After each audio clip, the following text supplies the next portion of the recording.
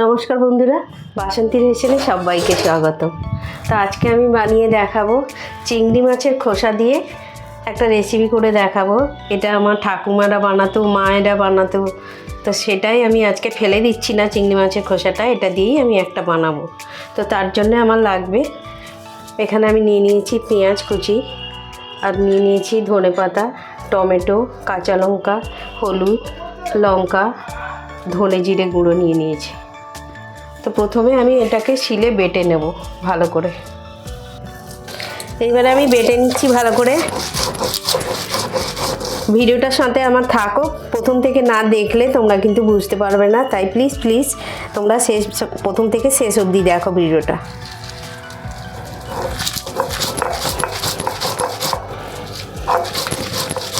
চিংড়ি মাছটা আমার বাটা হয়ে গেছে, এইবারে আমি জল দিয়ে দেবো। জল দিয়ে ভালো করে আমি এটা মেখে নেব।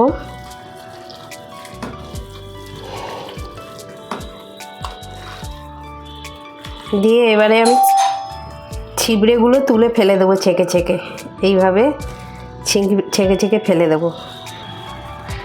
তোমরা ছাঁকনি দিয়েও ছেঁকতে পারো, আমি হাতে নিংড়ে নিচ্ছি এইভাবে।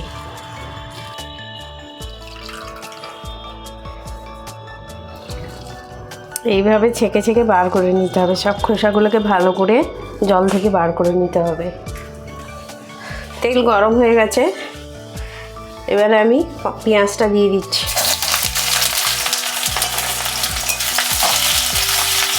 পেঁয়াজটাকে আমি লাল লাল করে একটু ভেজে নেব।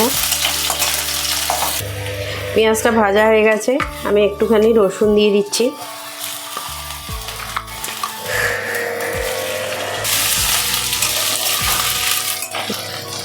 রসুনটা দিয়ে আমি ভালো করে একটু নেড়ে নিচ্ছি।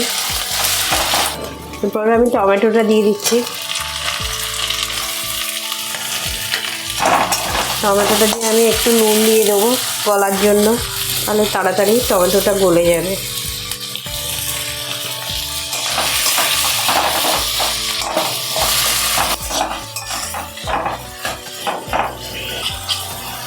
হলুদ দিয়ে দিচ্ছি 1 চামচ, লঙ্কা গুঁড়ো 2 চামচ, ধনে জিরে গুঁড়ো 1 চামচ। এটাকে দিয়ে আমি ভালো করে কষিয়ে নেব। একটু জল দেবো, জল দিয়ে ভালো করে আমি কষিয়ে নেব। মশলাটা আমার কষানো হয়ে গেছে, তেল ছেড়ে দিয়েছে। এইবারে আমি যে জলটা গুলে রেখেছিলাম চিংড়ি মাছে ছেঁকে নিয়েছিলাম, ওই জলটা দিয়ে দিলাম।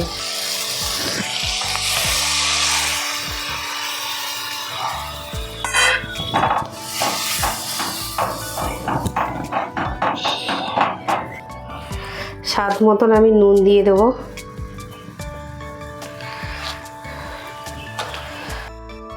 এটা এইভাবে শুকিয়ে নিতে হবে, ভালো করে ভাজা ভাজা করে নিতে হবে। তো তার আগে আমি দিয়ে দেবো কাঁচা লঙ্কা, ধনে পাতা,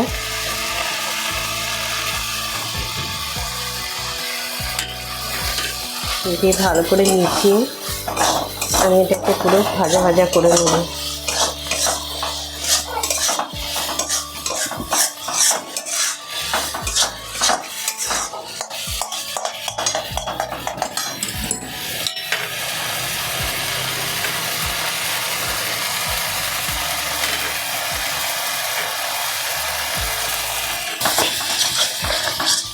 এইভাবে ভালো করে কষিয়ে নিতে হবে, একদম শুকনো শুকনো করে নিতে হবে। এটা আমার রেডি হয়ে গেছে, এবারে আমি ঢেলে নেব। বন্ধুরা, আমার রেসিপিটা রেডি হয়ে গেছে। এটা তোমরা গরম ভাতের সাথে খাবে, খুব ভালো লাগবে। আর খেয়ে ভালো লাগলে আমাকে অনেক অনেক শেয়ার করবে আর সাবস্ক্রাইব করবে।